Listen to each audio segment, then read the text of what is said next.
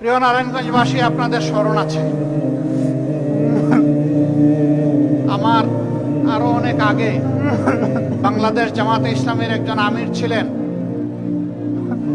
এই নারায়ণগঞ্জের গডফাদার খ্যাত একজন দুর্দর্শ লোক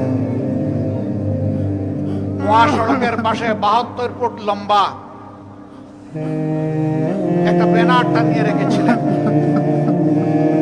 উনি সেই ব্যানারে লিখেছিলেন, অমুকের প্রবেশ নারায়ণগঞ্জে নিষিদ্ধ। আর এক ধাপ এগিয়ে তিনি জেলা প্রশাসক এবং জেলার পুলিশ সুপারের উপস্থিতিতে একটা সভায় বলে রেখেছিলেন, ডিসিএসপি সাহেব, আমার নামে খুনের একটি অগ্রিম মামলা দায়ের করে রাখেন। আমি অধ্যাপক গোলাম আজমকে খুন করতে চাই। আলহামদুলিল্লাহ, স্বৈরাচারী সরকারের জুলুমের শিকার হয়ে কারাগারে তিনি থাকা অবস্থায় দুনিয়া থেকে বিদায় নিয়েছেন, কিন্তু গডফাদারের সুযোগ হয় নাই সরাসরি তাকে খুন করার। এই অধ্যাপক গোলাম আজম সাহেবকেই তিনি নিষিদ্ধ ঘোষণা করেছিলেন নারায়ণগঞ্জের মাটিতে।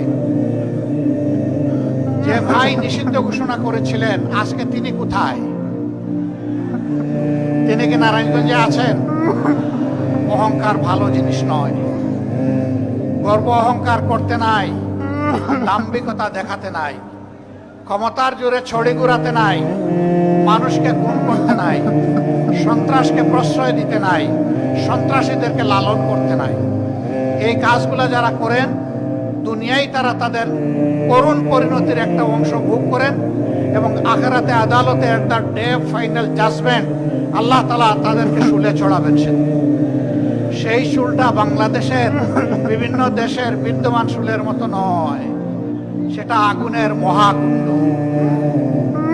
আল্লাহকে ভয় করুন, দাম্ভিকতা অহংকার পরিহার করুন, তওবা করুন। আগে মানুষ হন, তারপরে মুমিন হন।